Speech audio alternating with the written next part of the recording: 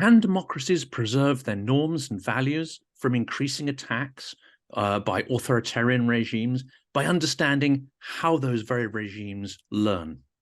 This is the question posed by Dr. Stephen G. F. Hall in his forthcoming book. Looking at two established authoritarian regimes, Belarus and Russia, he identifies clear signs of collaboration between those authoritarian-minded elites in developing survival best practices and learning as well from previous regimes in their own countries. For authoritarian-minded elites, the main imperative is survival, and after that, propagation of their values to like-minded regimes. Welcome to Silicon Curtain. All our content is also available on popular podcasting platforms. Please like and subscribe to help new people find our fantastic speakers. And if you enjoy the content, please consider becoming a patron or sponsor of the channel. We'll be adding exclusive content there, such as FAQs, chats, and extended conversations with our amazing guests. Dr. Stephen Hall is a lecturer and assistant professor in Russian and post-Soviet politics at the Department of Politics, Languages and International Studies at the University of Bath. His specialist field is Russian and post-Soviet politics, and his research focuses on the authoritarian regimes in the post-Soviet space, especially Belarus, Moldova, Russia, and Ukraine. He completed his PhD in 2020 at the School of Slavonic and East European Studies, University College London, and has been published in various journals, including East European Politics, Journal of Eurasian Studies, Russian Politics, Problems of Post-Communism, Post-Communist Economics, and Europe-Asia Studies. I know, Stephen, I had to leave out a load of stuff there, but I think that's a fairly comprehensive intro. Well, thank you very much for jumping in. It's good to see you. And hopefully accurate as well. Well, let's start not so much with the main topic, which is about authoritarian learning, but there was an interesting, for people who've observed Russia for some time and may listen to, a lot of the debates that happen, especially amongst sort of emigre and oppositionist circles. This name will be very familiar, and that is Gleb Pavlovsky. And he was one of the leading critics of Putin in recent years.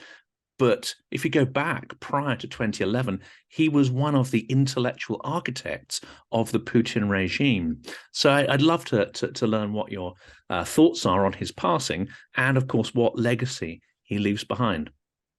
Well, I think, in terms of what legacy he leaves behind, as you mentioned, he was one of the key proponents of the Putinist system, the creation of political technology, an idea that if he didn't develop, he certainly perfected. Let's put it that way. He was very good that, autocracies in the past and even today use electoral fraud and are quite blatant. And of course, Russia has used electoral fraud in the past. We've seen the results from places like Chechnya, where they scored 132% of the vote for Vladimir Putin. But Pavlovsky was much more than that in terms of creating clone parties, scarecrows who were so abhorrent that Putin and possibly Lukashenko look better by comparison, these sort of things. Andrew Wilson has talked a lot about this, but Pavlovsky was very much that sort of person, developing these practices, testing, seeing what would work, and going from there. And so he does leave a significant legacy in terms of autocracy, for supporting authoritarian regimes in legitimating themselves through pseudo-free elections. Pavlovsky fell out with Putin in 2012 when Putin decided to come back after a fishing trip with Dmitry Medvedev, where they agreed on this fishing trip that Medvedev was going to step aside and Putin was going to become president. Pavlovsky left the Kremlin because he felt that Putin had taken Russia as far as he could go. And as it turns out, it's very, very apt. It certainly was correct. Pavlovsky has been very good in terms of predicting where the Putinist system is heading, which effectively is off a cliff. But the Putinist system will outlive Putin. Whoever comes next, because of the systema, because of the system that Pavlovsky himself helped create, there's very limited chances of change. So after Putin effectively is how we can envisage unless something drastic changes, how the trajectory of Russia in the next decade or so. So yes, Pavlovsky was very important, is what I want to say. And of course, in his latter years, he became a critic, and after 2012, And I think that was absolutely critical. I mean, I didn't get the chance to speak to him, which is a shame, because I think his insights, which are largely available in Russian, would have been fascinating for an English language audience. But he was at the heart of the system. He helped to construct it. Then he helped to deconstruct it in numerous interviews with, TV Rain and other kind of channels. And that, despite, as you say, a sort of perhaps a tainted legacy, nonetheless, we understand better how the so-called hybrid informational autocracy works because of his many interviews and breakdowns of that. Yes, we certainly understand, the need. I didn't talk about, I talked about systemic opposition, but even the perfume by which you sanctify the president, which again is Pavlovsky's own quote, in terms of the image, the need to create a Sterlitz in the late 1990s, the 17 Moments of Spring, and the need for a KGB officer to come back and take control of Russia. This was how Putin, the image that was built for Putin. And then in 2004, with the Orange Revolution, it was built again, changed. Instead of the young, new, almost cool Russia sort of vibe that was going on with Putin in 2000, it became stability, the need for the permanent election that was going on, the permanent referendum. And this was all, again, created by Pavlovsky. So it wasn't just it was also just the image of Putin. And that's how the system developed in terms of that. He was very clear as well, the idea, explaining systems like Otmashka, where Putin just says, I agree, and it's left to people to go out and do what they think Putin wants, which allows Putin to take the credit when it goes well and to blame someone else when it goes badly. And the system is reliant entirely on other underlings working out what Putin actually wants. And it can go spectacularly wrong on numerous occasions. And it does also mean that, to an extent, Putin is not just reacting to what he perceives the West is doing, but he's also having to react to what other people in the regime are doing to try and rectify those problems. So it's a very fascinating system, and Pavlovsky both created it and explained it very well after 2012, definitely. And that's a fascinating idea here, because when we think about autocracy, we think about, 1984, rigid control, no one having any kind of agency at any level. But you're describing a system here which actually fits very well as emerged from the 90s, which is, a lack of legalistic framework, a lack of clear direction, so that, if you do something that doesn't threaten the regime and perhaps can benefit it, or mainly doesn't sort of threaten the regime, you might get away with it. Whereas if you make a mistake that perhaps will reflect badly, then you're going to come a cropper. But it sounds like there's a little bit of flexibility built into that. Won't call it sort of legalistic, because it's not based on institutions, it's not based on processes and defined behaviors. It sounds quite kind of chaotic and anarchic, which probably comes, makes that connection between the 90s and what Putin inherited. I think it does come in with what Putin inherited to a great extent. There is Putin has never wanted an ideology. That may be changing now with Ukraine, but there's never been that need for a rigid ideology, and so people are free to do what they want. And Putin doesn't take control over every situation that occurs. We know that he's not overly interested in the economic side, it doesn't interest him, so he just leaves it to other people to do. In regards to foreign policy, that's more his game, and so he's more focused on that. But we also have, as in any autocracy, it's gone are the days when the tasse-moi, as Louis XIV talked about. It is very much not just a personalist regime; it is factions, and Putin is there trying, at least in the past, was there above the factions, trying to play them off against each other, but allowing them the opportunity to go out and do their own thing, and then necessarily taking credit for it when it goes well. So it is a very anarchic kind of system. It doesn't fit into our perspective of what a rigid autocracy, as we hear is always the case in regards to Russia, should be. It is very much that you're free to do what you think Putin wants and do it in the way you want, but don't go too far or don't fail. It's pretty much how it should work.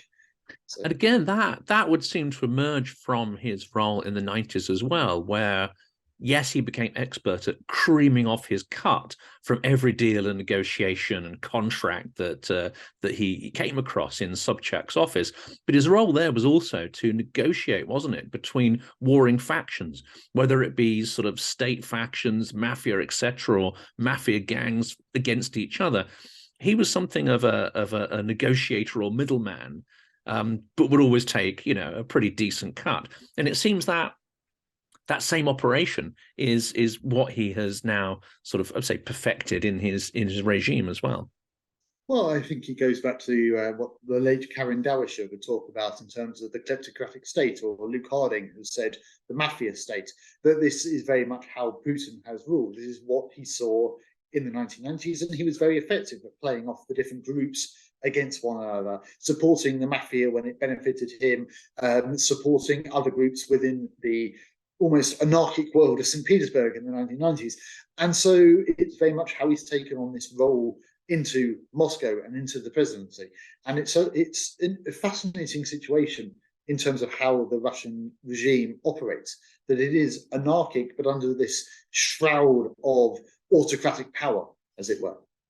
And Pavlovsky left at a pivotal moment, didn't he? So Medvedev, obviously, they did that sort of swap with Putin, which I think a lot of people didn't really, mind too much. But if you're more of an oppositional frame of mind, you didn't like it. And of course, then there was the Bolotnaya protest, and that's where the authoritarian slide really came in, and where the subtleties of the informational or hybrid system started to kind of get a little more obvious and creaky, didn't they? Until that point, you could have perhaps made the case incorrectly, I think, but you could have been fooled into thinking that Russia had some kind of division of powers and involving institutions and whatever, a pretense of them at least. And Pavlovsky left at that critical point. However, his, I don't know how closely they worked together, but Vladislav Surkov didn't. He carried on all the way through and became the architect of the Crimea strategy, again, to help shore up Putin's flagging ratings. Yes, I mean, Pavlovsky, you could say, left at the right time, whereas Surkov is still in the regime doing whatever it is Surkov does. We never quite know until afterwards. But it is, one of those things. And I think they did work relatively closely together. But certainly, I think we have to look back at the financial crisis as well. After 2008, 2009, the social contract began to change. Before, they could afford to be subtle because the oil and gas prices were going up. Russians were getting richer. They could travel abroad. And this meant that they could get the legitimacy by not being, if Russians don't get involved in politics, we will make you better off. After 2008, 2009, Medvedev arrives at the wrong time, and this starts to change. Obviously, when Putin comes back in 2012, there are the Bolotnaya protests, obviously led by Hillary Clinton and the CIA, as Putin kept on telling everyone who was listening. And so this leads to the need for a man who comes from the Siloviki to harden the regime, that there is no longer this consensus of economic prosperity for everyone as long as you don't get involved in politics. He needs another angle. And so this can see the hardening of autocracy, which stops becoming subtle. You see the foreign agents legislation, the other legislation about NGOs, the internet, it all comes very quickly after 2012, 2014. And Putin is desperately trying to find a scenario that can allow him to change the social contract. And I think that's where Crimea comes in. In some ways, as often has been the case, Putin was in the right place at the right time and was lucky with the oil and gas prices going up in the early 2000s, but also with the collapse of another regime in Ukraine. And he takes advantage of that by annexing Crimea in a short sweep that it certainly isn't the same case as it is now in Ukraine. It was a short, victorious war, and most Russians appreciated it, rightly or wrongly. And this allowed him to rechange the social contract that we've given you Crimea. The economic situation won't change, but because we have Crimea, you can be proud of us. It's legitimacy. Don't get involved in politics. So it's a slight nuance, but it certainly becomes a more autocratic system after 2012. I fully agree with you. And I think we should sort of define autocracy, because it's a difficult concept. We think it's quite easy to define that, but actually there's a sliding scale, isn't there? So if we were to compare, say, Yanukovych versus Zelensky, Putin versus Lukashenko, we see a whole range of regimes, from quasi-autocracies through to emergent democracy, and obviously the latter day Putin, a full autocracy. Yes, I mean, autocracy is a very slippery definition, slippery concept to try and define, I should say, sorry. And the book itself doesn't look, the book doesn't necessarily say that these are all autocratic regimes. It does say that these are autocratic-minded elites in terms of the idea that they are attempting to consolidate power. And that's where I think Yanukovych and Zelensky come in. Although Zelensky obviously has changed, mostly because of events that came away from him, there certainly was a period coming up in 2020, I would say, that Zelensky started to do what other leaders in Ukraine had done, from Kushma, Yanukovych to a far greater extent, but also Poroshenko, which was trying to get as much power into his hands, and also the hands of people close to him. You saw that the Servants of the People, his political party, had a vast majority in Verkhovna. His friends he put in places such as Interior Ministry, the head of the SBU, these sort of things. We can certainly see that. Yanukovych went much further, because I think Yanukovych was definitely more autocratically minded than Zelensky. But Ukraine can certainly be perceived as a weak democracy, possibly fluctuating into a weak autocracy if such a thing exists. In terms of Russia and Belarus, Lukashenko has, until fairly recently, I would say, been out by himself in regards to these four countries, Ukraine, Moldova, Russia, and Belarus, in terms of the level of autocracy. But Putin has rapidly been catching up with him, and possibly has gone further than him now. So in terms of defining autocracy, it is, as I said, incredibly difficult. But I follow Marlies Glacius's definition of authoritarian practices rather than necessarily autocracy, differentiating between competitive and electoral and hegemonic authoritarianism, to look at patterns of actions, sabotage accountability to people over whom a political actor exerts control, or their representatives, by means of secrecy, disinformation, and disabling voice. So it isn't necessarily that they go out and steal elections.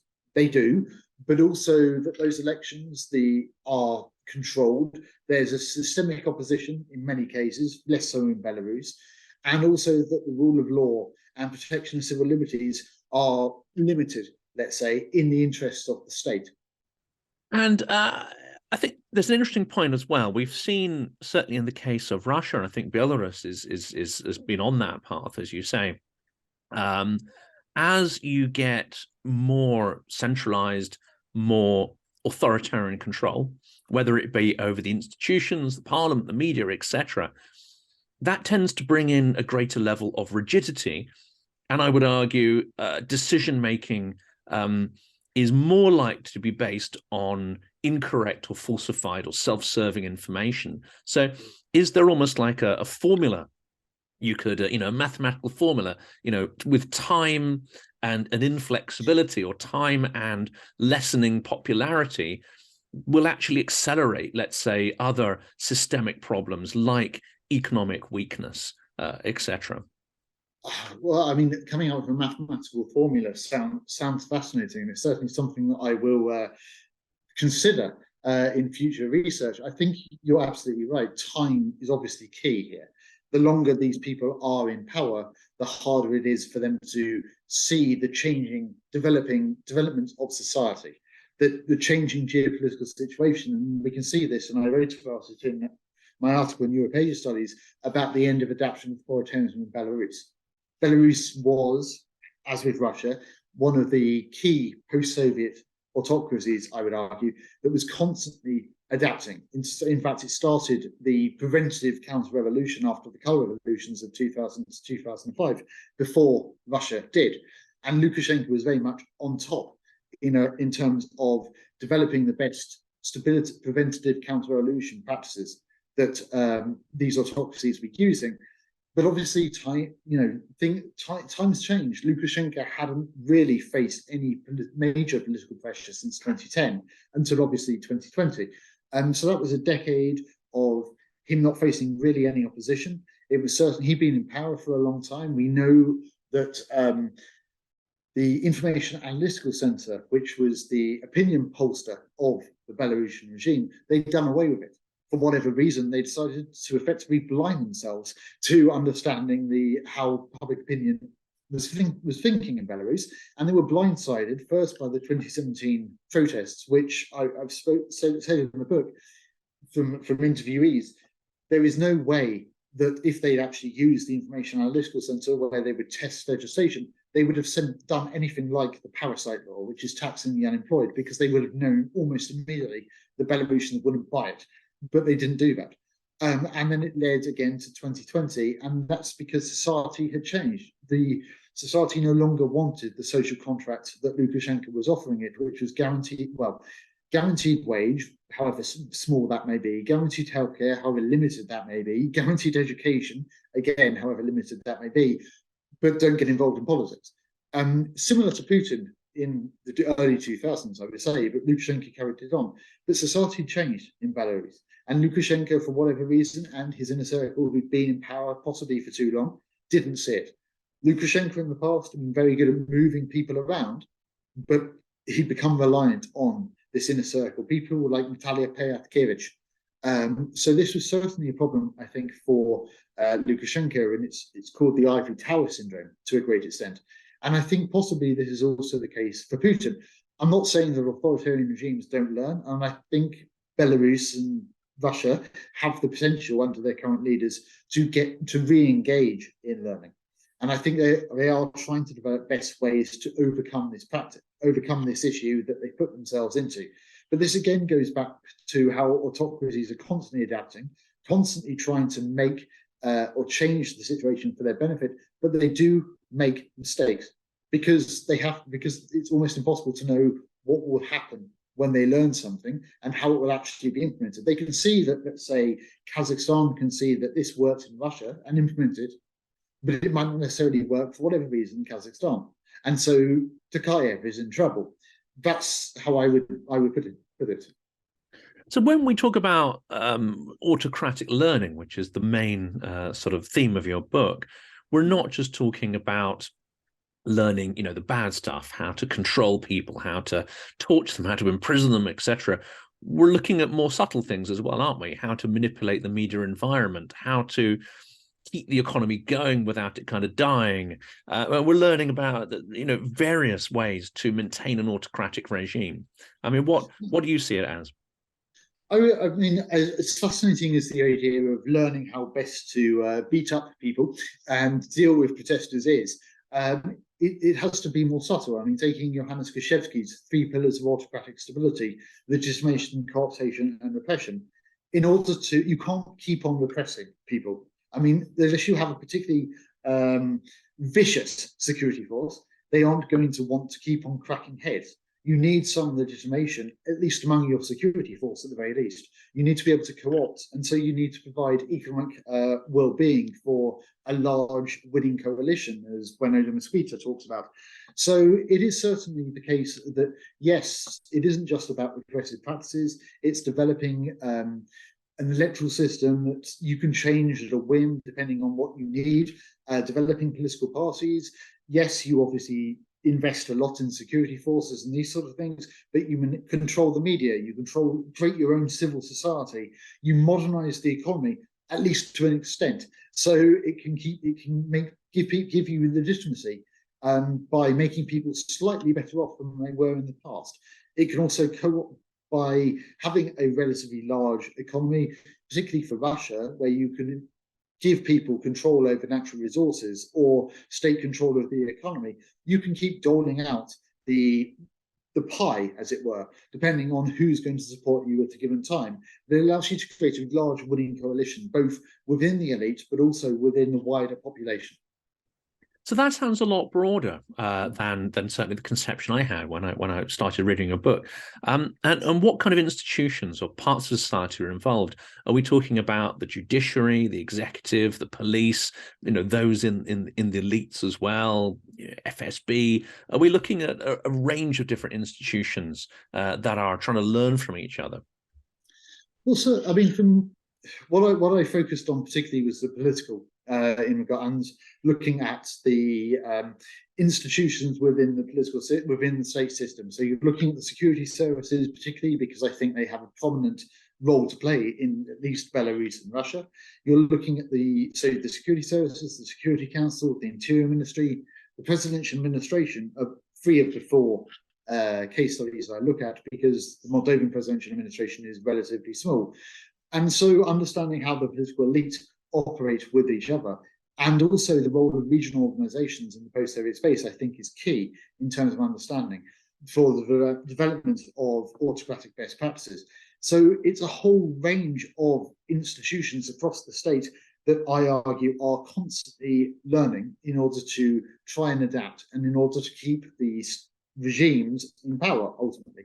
But it isn't just that it's the ministers meeting or the president's meeting. Of course, that's important, but it's also at a much deeper level. I was only able to find information about first deputy ministers of, say, the Interior Ministry meeting with one another, but it seems to go even further than that in terms of regular meetings that they have with each other, in terms of regular dialogue and such things as well.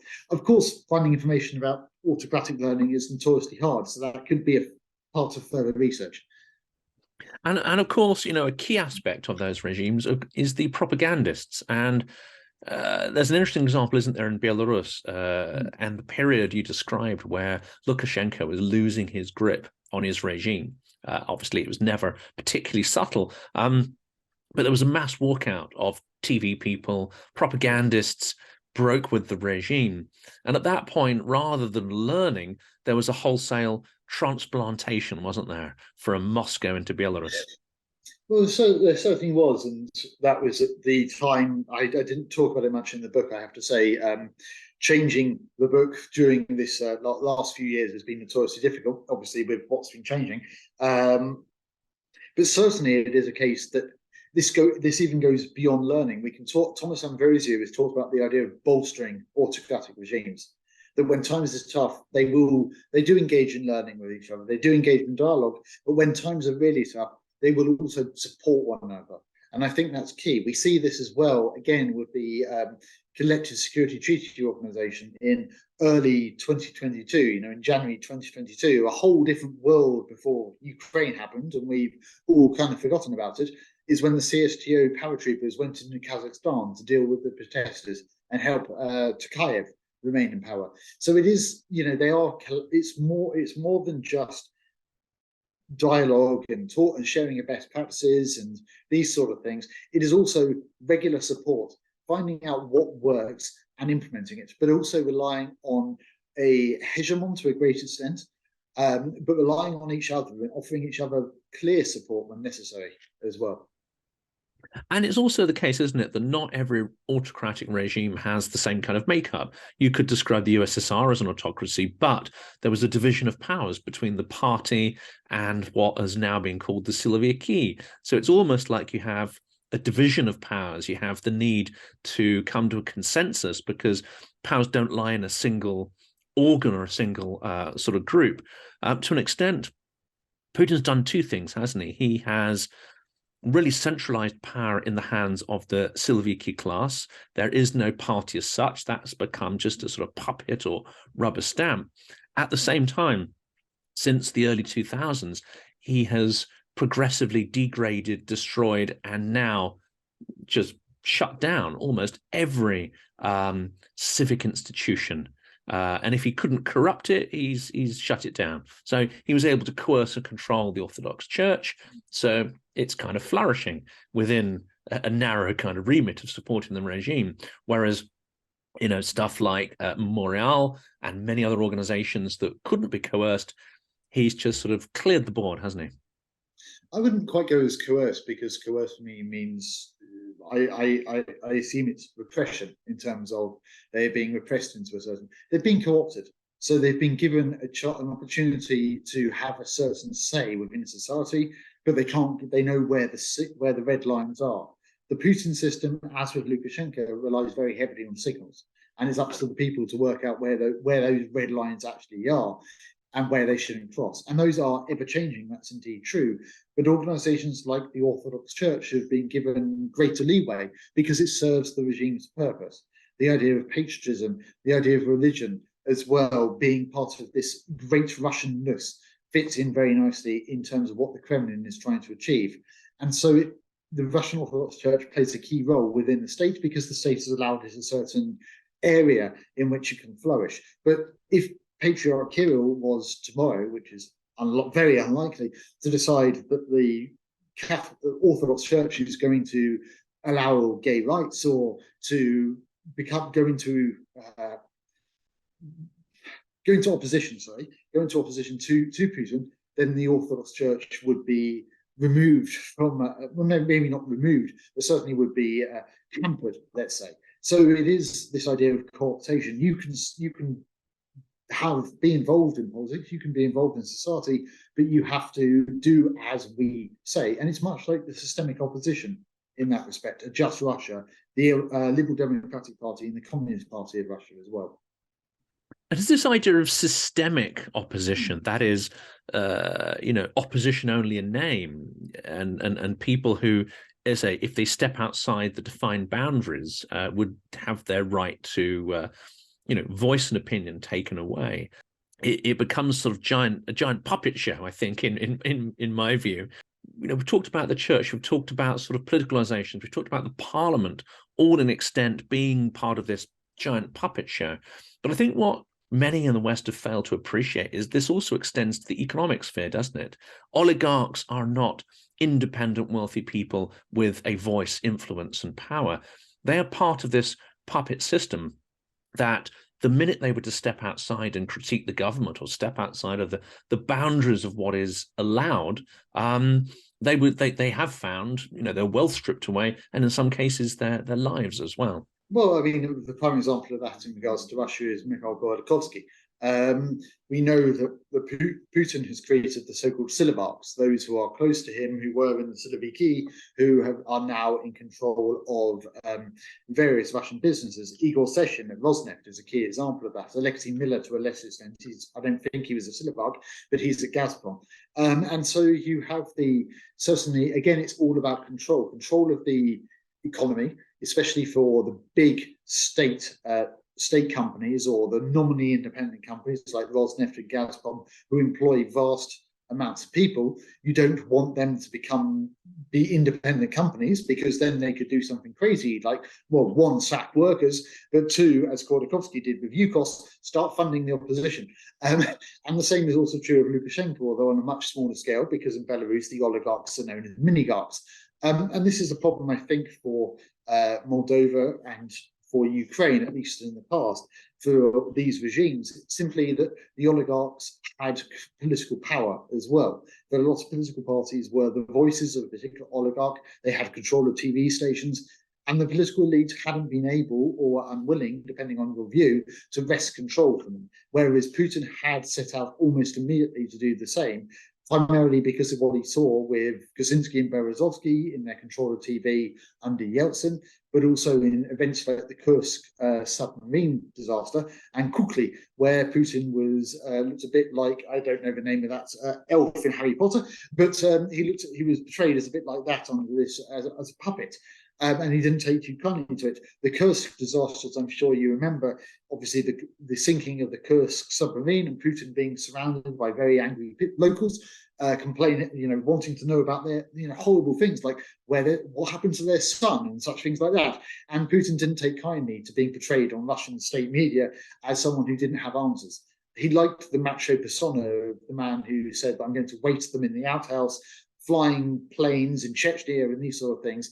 So that's why he went after people like, didn't want the Ukrainian scenario of the oligarchs. And he still talks about it a lot in speeches. When he talks about Ukraine, instability, democracy, this terrible phrase, but also the oligarchs as well. And he still talks about them, and I think that's fascinating.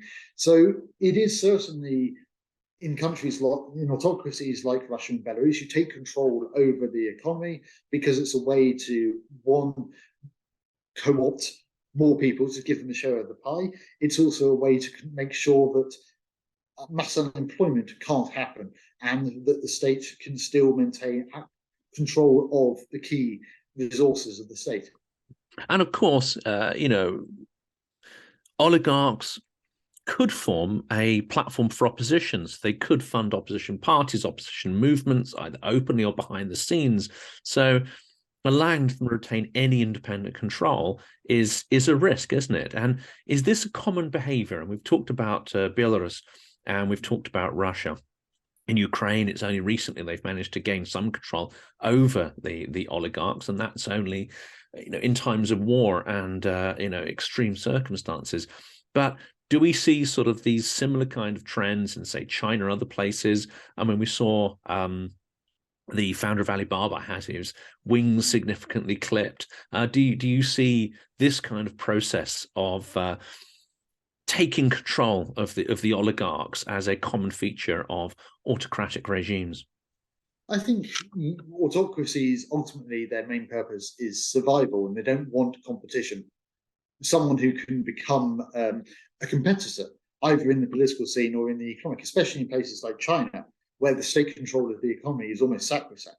And we can see certainly that places that in that for Alibaba and other state companies that were nominally private, as soon as the regime wants them to do something, the regime says jump, and they go how high to a great extent. And I think that's certainly the case across many autocracies where they have the capacity to, with a large economy and almost total control.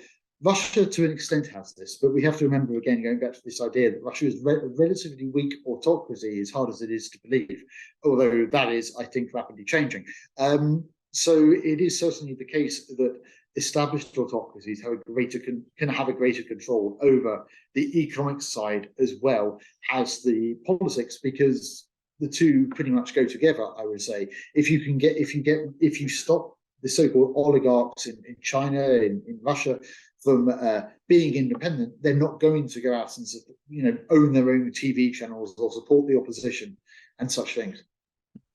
And now let's use the time we've got, I think, Sure. to examine the differences between Ukraine and Russia, because yes, there's historic reasons, there's reasons of literature, culture, etc. But let's focus exclusively on the sort of more institutional aspects of it and the emergence of civil society. I mean, as we discussed before the interview, I did spend a couple of years in Russia in the 90s. The last year being sort of 98. And I think it'll surprise people that even from 95 to 98, there were signs of the strengthening or re-emerging of the Russian state and the persecution of international organizations like the British Council were already coming under pressure even before Putin came into power. Of course, that has accelerated significantly. And I'd like to get into the autocratic mindset, because Putin has tried to ensure not just control over his own institutions and the press and so on. Actually, the first priority was to reduce the influence of foreign organizations and civil society, because he wouldn't have seen that as we see it, as an essential part of freedom, non-threatening, etc. He would have seen any kind of Western in any organization or activity with a Western character as somehow being offensive or aggressive, and he worked very hard to get them all shut down and limit their influence. No, absolutely. I mean, I think it goes back, one, in regards to Putin, it's very much a Slavonic mindset as well. That the idea that, again, going back, the idea of protests as well, the civil society there, it must be led by someone externally. It cannot be bottom up.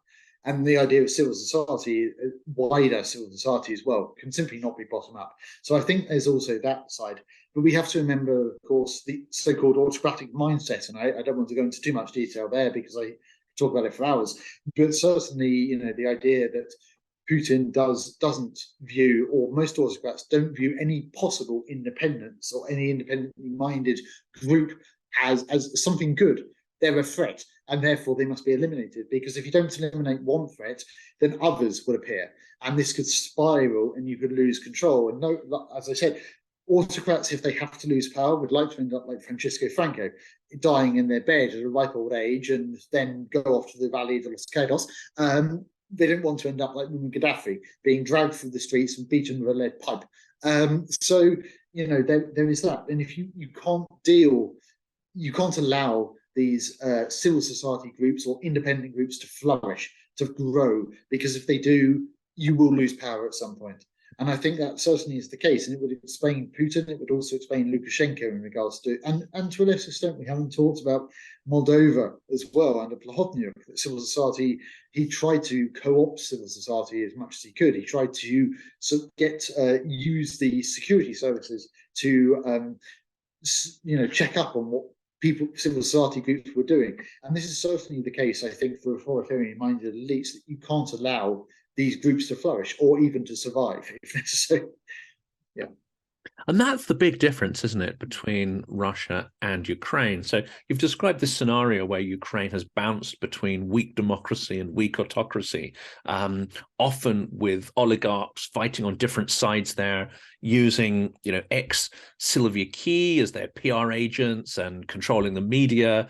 So it's not great, but it's a sort of plurality. Even if you've got, different encampments fighting each other, at least you don't have one single in charge. But I think the key thing that's often overlooked is that during that period, over the last sort of 30 years, literally hundreds of thousands of Ukrainians have interacted with a very active diaspora. Many have gone to live and work abroad. Tens of thousands have gone to study and become involved in civil society institutions, journalism, etc. And they've come back with those ideas and expertise. So isn't that a key difference? Because yes, some Russians, of course, have gone abroad and trained, etc. But it's the sheer scale of exposure to Western values and processes that I think maybe distinguishes Ukraine from Russia and Belarus. I would say that, I think to an extent, because Western values do play a key role. That's indeed true. The diffusion of ideas, but we have seen plenty of Russians coming over to Britain, especially. We have to remember that many of them are relatively rich, and they've done well out of the Putin system, which is one of the reasons why they probably don't necessarily support democracy in Russia, and also one of the reasons why we haven't seen many Russians come out in support of for Ukraine in this current climate. I think that to a great extent, yes, the Ukrainian civil society, the diaspora in places like Canada has played a significant role, Ukrainians traveling, going abroad. But we also have to remember that whereas Russia, apart from flirting with NATO briefly in 2002, until Putin was told that he wouldn't be able to join immediately and it wouldn't become a NATO-Russia organization, it would just be, he'd have to sign the Partnership for Peace. Russia simply has not looked towards the West to the same degree as, I would say, the Ukrainians. Ukrainian political elite have always talked about Western integration. And in order for that to happen, they have to at least have dialogue with the EU and NATO and need to change their legislation in order to at least look like they're going to try and join at some point. Viktor Yanukovych was very good at that. Leonid Kuchma to a lesser extent. So I think there's also that as well, that the trajectories of Ukraine and Russia have been very different. Ukraine has wanted to at least at some point in the future join with Europe because it perceives itself as a European civilization. Under Putin, Russia had a brief flirtation with the idea of being a European country, and then when Europe rejected it in its own mind, it then became a Eurasian concept. And I think that's also one of the reasons why we've seen civil society. Another possible reason is that the Ukrainian state, as you alluded to, and as people like Luke and Way have talked about pluralism by default, Henry Hale has talked about patronal politics, has been a relatively weak state throughout its history. Rightly or wrongly, partially because Russia has made sure it's remained weak, but that's by the by. And so civil society, because the state doesn't function, you have civil society organizations to do what the state should be doing. Whereas in Russia, you still have, in part because of the communist legacy, I think to a greater extent than in Ukraine, you have the Islamization of society. So people are very much, as Robert Putnam would talk about, bowling alone, or in the Russian case, ice hockeying alone, if you can do such a thing. So they're very much by themselves. They look out for themselves and possibly their family, but they don't join civil society organizations for whatever reason. This goes back into culture and historical legacy, and I don't think we have enough time to discuss this, but it's certainly, I think, a key reason. Yes, you have diffusion, you have wanting Western integration, but you also have a very different state structure in these countries as well. And another aspect is, of course, the ideological one. So during the USSR, there was some ideological underpinnings. You could argue whether those exist in reality and whether the economy actually reflected any Marxist values in any true sense. But it was more of a proselytizing regime, wasn't it? Because it actively sought to not necessarily even just impose, but export those values to other countries. And because it's based on some kind of coherent ideological framework, we know that throughout the Cold War, there are many countries that actually were quite open to and susceptible for that. We see, in the recent UN voting record that some of those relationships are still perhaps reflected in some of the support of the global South and Africa for Russia. But, Russia doesn't have a coherent philosophy. Despite the efforts of Dugin and others, it's not a coherent philosophy at all. It's a mishmash of half-digested sort of fascistic nonsense in many instances. But the mechanisms you've been talking about, the learnings of how to actually manage an authoritarian regime, how to manage a sort of hybrid informational environment, is it true to say that actually Russia is quite keen on exporting those values and actually has made some effort to ensure that its allies are autocracies and become better at being autocracies? I don't necessarily buy the argument in the literature that autocratic promotion. I think that there is certainly the need for autocratic bolstering, and certainly Russia plays a key role in that. I think that there are, as you've alluded to, in terms of the limited ideology and the mishmash. This is very much a mishmash system, for want of a better phrase, in terms of the mythologization of history as well and other things. But it's also a mishmash in terms of what Russia actually wants to achieve, in my understanding. It wants to be left alone to a great extent. It will support other autocracies in terms of economic funding, but it doesn't necessarily mind, I would argue, whether its neighbors or its allies are autocracies. It is quite happy if a country is democratic. It sounds weird to say, but from my understanding, it's happy if a country is democratic, so long as that country remains close to Russia. And we can see in terms of Armenia is the example of this. Armenia is like Ukraine and like Moldova, at times has had weak autocracy and weak democracy, and at the moment, although slightly populist, is probably conceived as a weak democracy. But Pashinyan, at least until fairly recently, and that's another failing possibly of Russia, was very clear in 2018 that Armenia is not going anywhere from Moscow, that Yerevan is focused on Moscow. And so the Kremlin, which generally abhors revolutions, did not mind too much that Armenia was having its own revolution. The problem with this is also a different conception because most democracies generally look west. So if you become a democracy, you want to join the club of democracies generally. Armenia has somehow bucked that trend and Russia hasn't complained, whereas Moldova and especially Ukraine are going on a trajectory towards Europe. And I think that's where it comes in. When Russia feels that it's losing control of somewhere that, rightly or wrongly, it perceives as if not its own or part of it, then at least very close. And so I don't think that Russia necessarily, while it wants a world of autocracies, it would quite like to weaken existing democracies because it believes that's what they're doing to it. And we can talk about this in terms of the external preventative counter-revolution that Russia seems to be going on and trying to overturn the norms and values, putting state sovereignty first. But I don't think Russia necessarily cares too much about what policy these states are, what political system these states have, so long as they keep that political system to themselves. So, yes. As long as they don't critique Russia, or as long as they don't work against its, I guess, economic interests or conspire with its perceived enemies. Is Georgia a similar one there? Because, of course, Russia had quite an active and an offensive relationship with Georgia 2008 and onwards, when the government wasn't aligned with Moscow's position. But the government in Georgia at the moment is not critical of Moscow. It's sort of sitting on the fence to some degree. I think to a great extent, under Mikhail Saakashvili, Georgia was looking towards Europe, joining NATO, joining the European Union at some point in the future, and Russia was very much against Saakashvili, and I think the Kremlin is secretly hoping that he's going to die at some point very soon.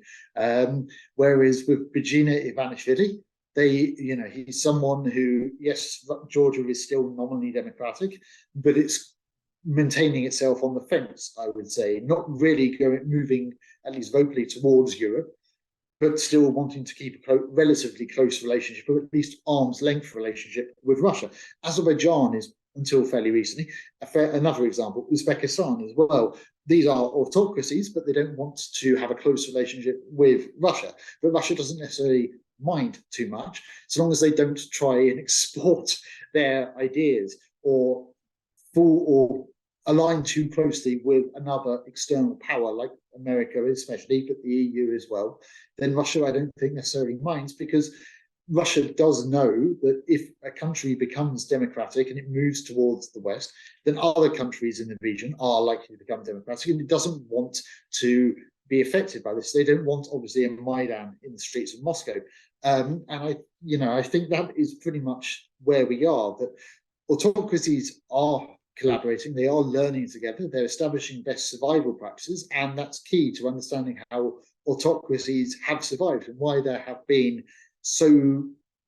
almost growth of autocracies. And I think my research extrapolates away from the post-Soviet region to other regions, and that's something that other people can address.